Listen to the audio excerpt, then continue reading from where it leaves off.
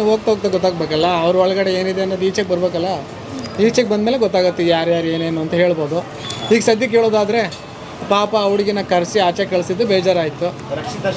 ಹೌದೌದು, ರಕ್ಷಿತಾ ಶೆಟ್ಟಿನ ಆಚೆ ಕಳಿಸಿದ್ದು ಬೇಜಾರಾಯಿತು. ಒಂದು ವಾರನಾದರೂ ಅವಕಾಶ ಕೊಡಬೇಕಾಗಿತ್ತು. ಇವರಿಗೆ ಕಂಟೆಸ್ಟೆಂಟ್ ಪೇರ್ ಮಾಡುವಾಗಲೇ ಗೊತ್ತಾಗಬೇಕಾಗಿತ್ತು. ಈಗ ಸಿಂಗಲ್ಲು ಡಬಲು ಮಾಡ್ತಾಯಿದ್ದಾರೆ ಅಂದರೆ ಒಂದು ಎಕ್ಸ್ಟ್ರಾ ಆಗುತ್ತೆ ಅನ್ನೋದು ಫಸ್ಟೇ ಗೊತ್ತಿತ್ತು ತಾನೇ, ಅದನ್ನು ಮೊದಲೇ ಮಾಡಬೇಕಾಗಿತ್ತು. ಈಗ ಒಳಗೆ ಕರೆಸಿ 4 ಅವರಿಗೆ ಆಚೆ ಕಳಿಸಿದ್ದು ಬೇಜಾರಾಯಿತು. ಅವ್ರು ಮಾತಾಡೋ ಭಾಷೆ ಒಂದು ಎಂಟರ್ಟೈನ್ಮೆಂಟ್ ಸಿಗ್ತಾಯಿತ್ತು ಅಂದ್ಕೊಂಡಿದ್ವಿ, ಬಟ್ ಆಚೆ ಕಳಿಸಿದ್ರೆ ಬೇಜಾರಾಯಿತು.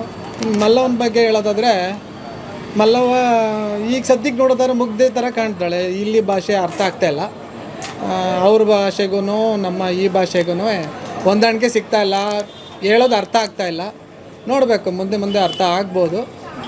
ತಪ್ಪು ಕನ್ನಡ ಮಾತಾಡ್ತಾಯಿದ್ಲು ಸರಿ, ಅವಳಿಗೆ ಅವಕಾಶ ಮಾಡಿಕೊಟ್ಟಿದ್ದು ಇಲ್ಲಿ ಕಲಿಸ್ಬೋದಾಗಿತ್ತು ಇವರೆಲ್ಲ ಸೇರ್ಕೊಂಡು. ಅವಳು ಹೇಳಿದ್ಲು ಲಾಸ್ಟಿಗೆ, ನಾನು ಅದಕ್ಕೋಸ್ಕರನೇ ನಾನು ಇಲ್ಲಿ ಬಂದಿದ್ದೆ, ಕಲಿತಿದ್ದೆ ಕನ್ನಡನ ಅಂತ. ಅವಕಾಶನೇ ಕೊಡ್ದಲ್ಲೇ ಇನ್ನೇನು ಮಾಡೋಕ್ಕಾಗುತ್ತೆ. ಅವಳು ಸ್ವಚ್ಛ ತುಳುವಲ್ಲಿ ಬೆಳೆದಿರೋ ಹುಡುಗಿ, ಇಮಿಡಿಯೇಟ್ ಬಂದು ಇಲ್ಲಿ ಇದು ಮಾಡೋಕ್ಕೆ ಕಷ್ಟ ಆಗುತ್ತೆ. ಇಲ್ಲಿ ಇಷ್ಟು 18 ಜನ ಇದ್ದರು, ಒಬ್ಬೊಬ್ಬರು ಒಂದೊಂದು ಹೇಳ್ಕೊಟ್ಟಿದ್ರು ಕಲಿತಾಯಿದ್ಲು, ಅವಕಾಶ ಕೊಡ್ಬೋದಾಗಿತ್ತು.